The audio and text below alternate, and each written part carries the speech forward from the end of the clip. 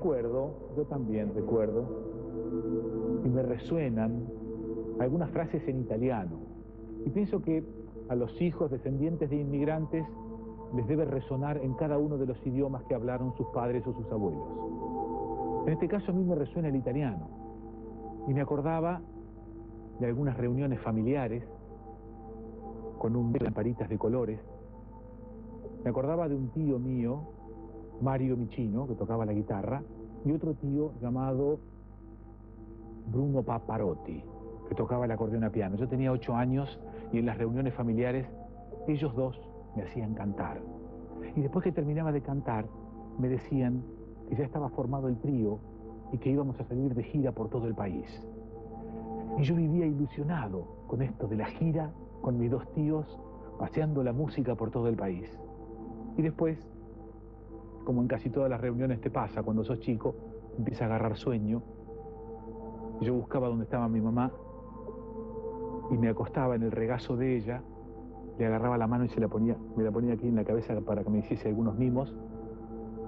Y me dormía, escuchando hablar italiano, me dormía entre las luces de colores, con la mano de mi madre, pensando en esas giras y que en esa situación nada me podía pasar. La Argentina que había soñado la generación del 80 estaba pensada para ser el gran país del sur, pero necesitaban mano de obra barata. Entonces llamaron a los inmigrantes. Muchos venían a probar, podían quedarse 1 año, 2 años y volver a su país de origen. Y luego muchos otros trajeron después sus familias. Los extranjeros arribaban a Buenos Aires y eran alojados en el Hotel de Inmigrantes, que había sido construido en 1905 e inaugurado en 1911. Cada inmigrante será ubicado en el medio que lo absorba. Debe darse de la ubicación precisa para que se desenvuelva en un ambiente adecuado a su origen. Este conjunto de edificios que han sido reciclados recientemente y lo que actualmente se denomina Hotel de Inmigrantes son diferentes porque estos edificios de acá los construyó una empresa italiana, Udina y Mosca, durante la gestión del que fuera el director de inmigración, Juan Alsina. La llegada de barcos era permanente, la circulación. El control que el Estado tenía sobre la llegada de los inmigrantes, donde eran anotados con sus oficios. Se controlan los antecedentes de cada uno, sus condiciones morales y su capacidad para adaptarse sin vacilaciones a la idiosincrasia de nuestro pueblo. Cuando ellos llegaban al hotel se les entregaba una libreta con un número que ellos debían conservar los 5 días que estaban en el hotel, porque ellos podían salir y recorrer la zona, ir a donde quisieran, y después con esa libreta podían entrar de nuevo. Mis tíos estaban muy lejos de Buenos Aires, en el campo, no recibieron la correspondencia a tiempo, y como era menor, al desembarcar, pues nada, al Hotel de Inmigrantes. El que viene del bosque irá al bosque, quien de la montaña a la montaña, quien de la llanura a la llanura. El hospital servía como doble, era un servicio, pero también era un control, para que enfermedades contraídas en el viaje no tuvieran repercusión en el resto de la población. Tiene como un problema que creo que era conjuntivitis, me llevaron a la enfermería. El examen físico es igualmente minucioso y destinado a poblar al país de habitantes fuertes, dignos de mezclar su sangre en el magnífico crisol de nuestra raza.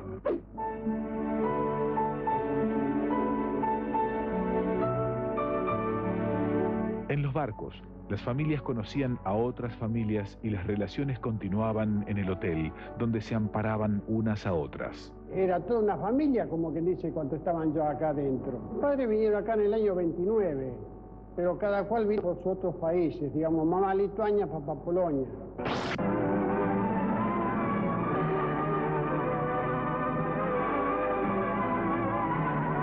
Hubo muchos que solo tenían como horizonte nada más que los techos del hotel. Dormían en unas camas, cusetas de hierro. En cada habitación podían dormir 400, 300 inmigrantes. La distribución del hotel estaba organizada metro a metro. Bueno, este es el edificio de la dirección, el primero de los que se construye, y una sucursal del Banco de la Nación Argentina, que estaba ubicada en la planta baja, donde se les ofrecía a los inmigrantes cambiarles el dinero que ellos traían por la moneda nacional. Ya pueblan los recintos rumorosos de las fábricas inmensas con la alegría de la labor consciente. El proyecto original no contempló que en el edificio del hotel debería haber habido baños. Por otro lado, el equipaje, para nosotros, para el hotel de inmigrantes, tenía su importancia por el peso y por la cantidad y por consiguiente por lo que esto costaba, por lo que significaba el traslado de estos equipajes. Dentro del hotel existía una oficina de trabajo que se ocupaba de conseguirles empleo. Para capacitarlos, les daban cursos sobre manejo de máquinas.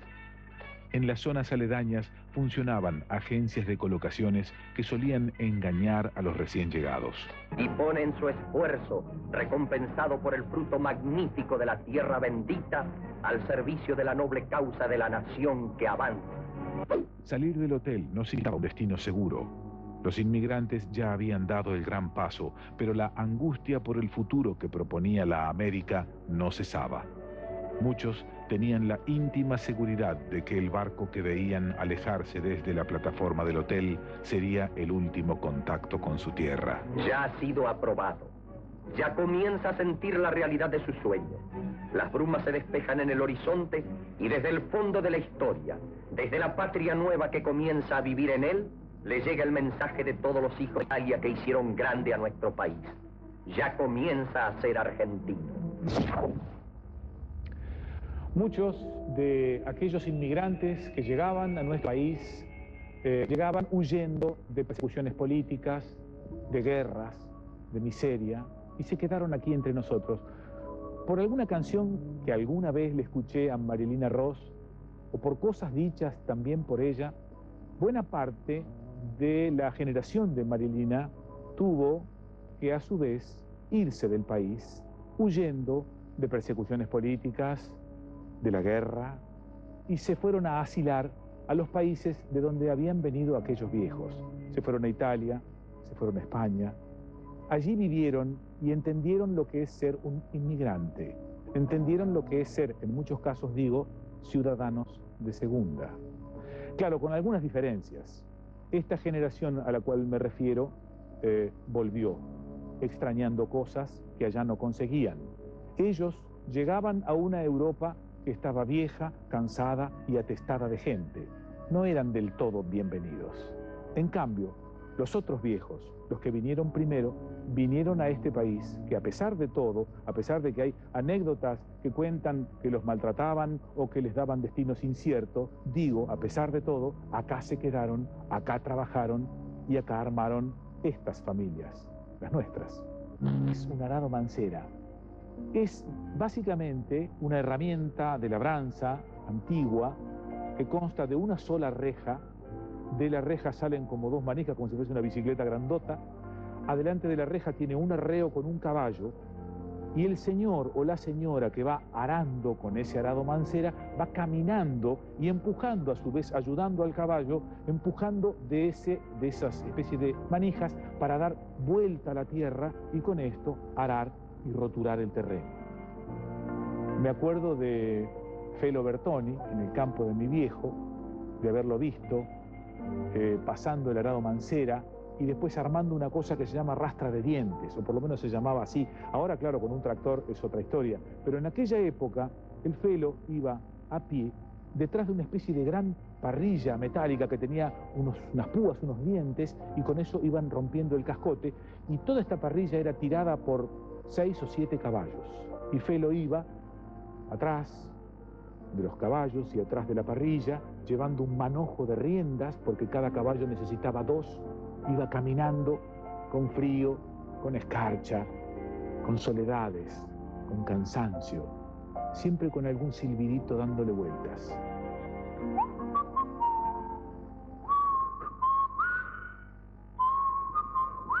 El campo y comenzó la accidentada vida argentina. Era pan, dice que parece pan.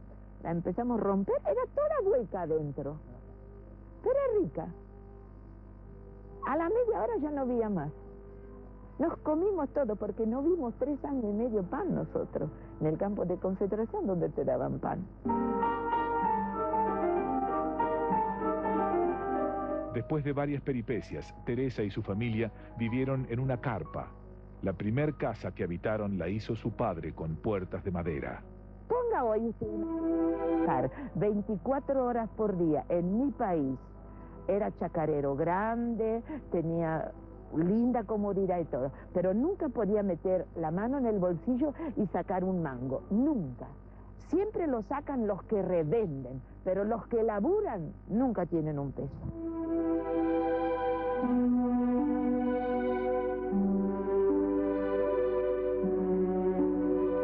Los otros gringos.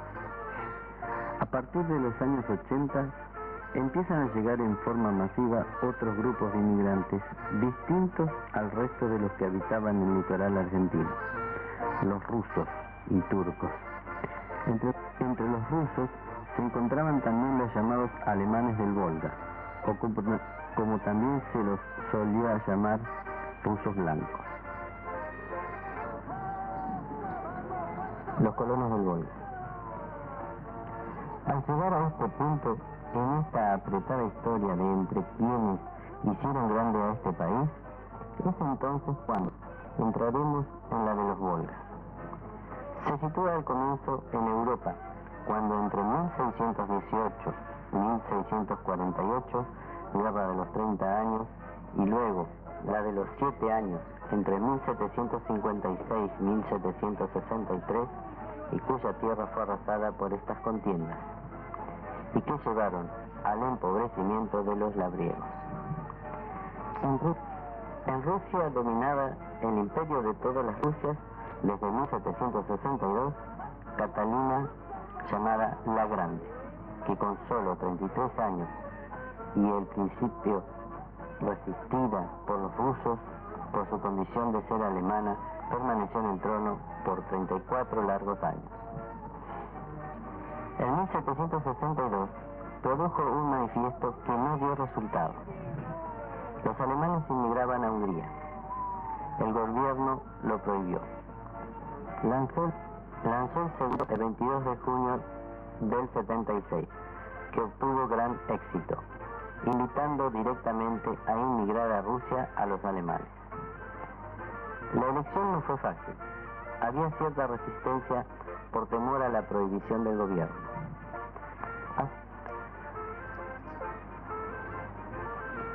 Así, promotores de la soberana y en forma clandestina actuaron para llevar a estos alemanes a Rusia. Los lugares de reunión para salir fueron las localidades de Flensburg, Regensburg, hoy Ratisbona, Rosland, hoy Rosbach, y otras orillas del Rin y aledaños.